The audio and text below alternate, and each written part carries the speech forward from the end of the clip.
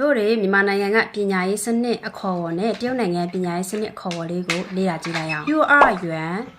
幼儿园မူကြိုကျောင်း小学တတန်းကနေမှ6တန်းအထိ grade 1ကနေမှ grade 6 ထိကိုပြောတာဖြစ်ပါတယ်ပြီးရင်初中ဆိုတာရှိရယ်初中ဆိုတာကဒီ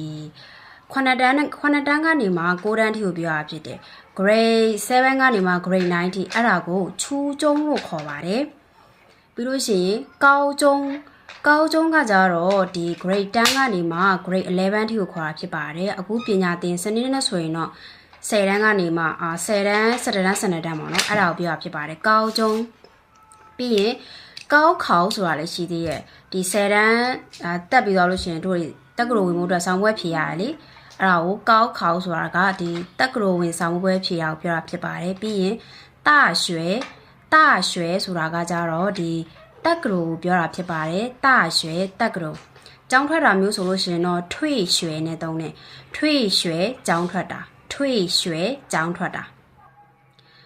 နောက်တစ်ခုကကြတော့လေမေးလာခဲ့ရှိတဲ့ပေါ့ဖြေတတ်အောင်လို့你是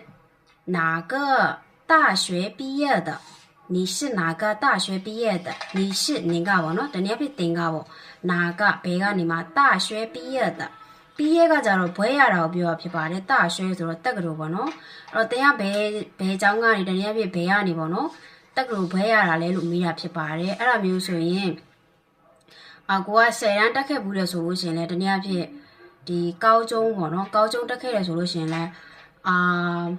我是高中毕业的我是高中毕业的ငါကတော့ဒီ10တန်းကျောင်း10တန်းတက်ပြီးပါပြီ10တန်းပြီးသွားပြီပေါ့နော်အဲ့လိုမျိုးသုံးနေရနောက်တစ်မျိုး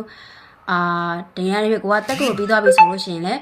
我是大学毕业的我是大学毕业的ကျွန်တော်ကတော့တက္ကသိုလ်ပြီးသွားပါပြီတက္ကသိုလ်တက်ပြီးသွားပြီပေါ့နော်ဒါမှမဟုတ်ဒီလိုမျိုးလည်းဖြေလို့ရတယ်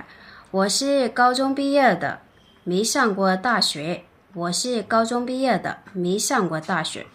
ကျွန်တော်တို့10တန်းတော့တက်ပြီးသွားပြီ10တန်းနေပါရောဖြေပြီးသွားပြီဒါပေမဲ့没上过ဆိုမတက်ခဲ့ရဘူးပေါ့နော်大学ဆိုတော့တက္ကသိုလ်တော့မတက်ခဲ့ရဘူးအဲ့လိုမျိုးလေးဖြေလို့ရတယ်ဟိုတက်ခဲ့တဲ့အတန်း level ပေါ်မူတည်ပြီးတော့ဖြေကြပါတော့မဖြေချင်ဘူးဆိုလည်းအများစုဒီ我是高中毕业的အဲ့လိုမျိုးပြောလိုက်လို့ရှိရင်သူတို့သူက10တန်းတော့ဖြေပြီးသွားပြီလို့ပြောတာပေါ့နော်ဒီတက္ကသိုလ်တော့မတက်ခဲ့ရတဲ့အနေအထားမျိုးသူတို့ကသိတာနဲ့ပြောလိုက်တာနဲ့တန်းသိပါတယ်ဒါကကြတော့မြန်မာနိုင်ငံကပညာရေးစနစ်နဲ့တရုတ်နိုင်ငံပညာရေးစနစ်အတူတူပဲပေါ့နော်လောရှိတို့ခေတ္တကကျွန်တော်တို့ခေတ္တကဆိုလို့ရှိရင်တော့ဒီ10တန်းအထိပဲရှိတဲ့ပညာရေးစနစ်ကနောက်ပိုင်းတော့ပြောင်းလဲသွားတယ်10တန်း12တန်းနေဆိုပြီးပြောင်းသွားပါပေါ့နော်